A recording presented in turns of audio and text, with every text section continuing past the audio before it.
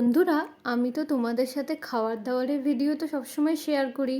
হ্যাঁ, এবার আমি ভেবেছি তোমাদের সাথে একটু অন্য ধরনের ভিডিও শেয়ার করব। মানে খাবারের সাথে সাথে, খাবার তো অবশ্যই থাকবে, খাবারের সাথে সাথে প্রকৃতিকে কাছ থেকে দেখার কিছু মুহূর্ত শেয়ার করব। যা আমি কিছুদিন আগে আমি এবং আমার পরিবারের সবাই মিলে আমরা ঘুরতে গিয়েছিলাম।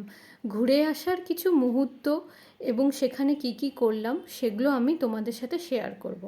চলো দেখে নিই। বন্ধুরা, আমাদের গন্তব্য ছিল আলিপুরদুয়ার, তাই আমরা শিলিগুড়ি জাংশন থেকে আমরা আলিপুরদুয়ার জাংশনের উদ্দেশ্যে রওনা দিলাম।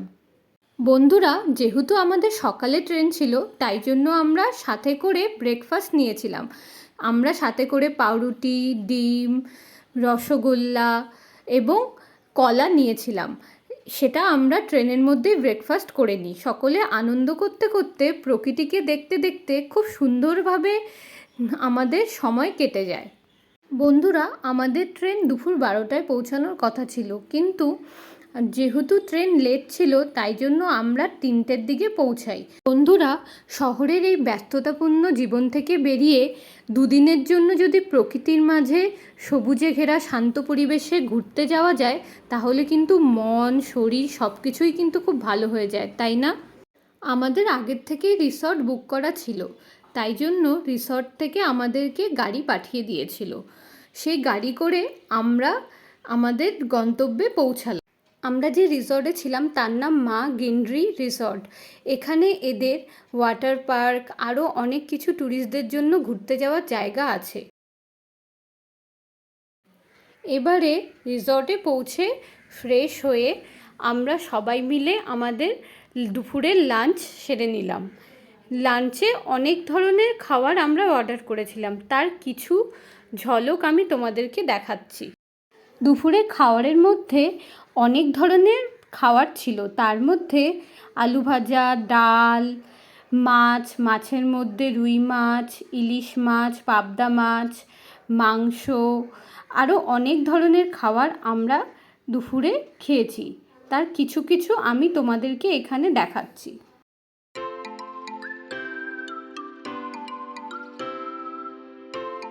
এই গরমের মধ্যে কিছুটা মুক্তি পাওয়ার জন্য আমরা খাওয়া দাওয়ার পরে সুইমিং পুলে গিয়ে কিছুক্ষণ সাঁতারের মাধ্যমে আনন্দ করলাম।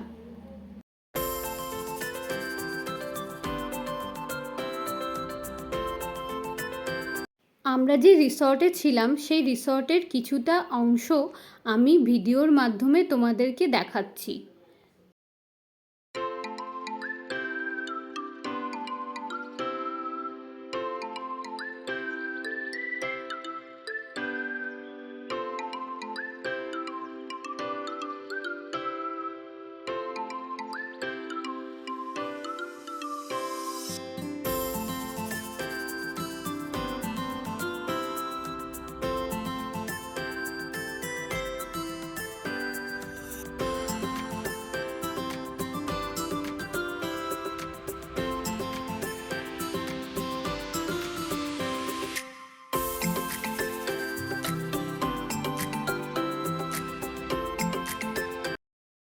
এবারে সন্ধ্যের চা কফি খেয়ে আমরা কিছুক্ষণের জন্য ক্লাব হাউস চলে গেলাম। ক্লাব হাউসে গিয়ে আমরা কিছুক্ষণ ধরে গেম খেললাম।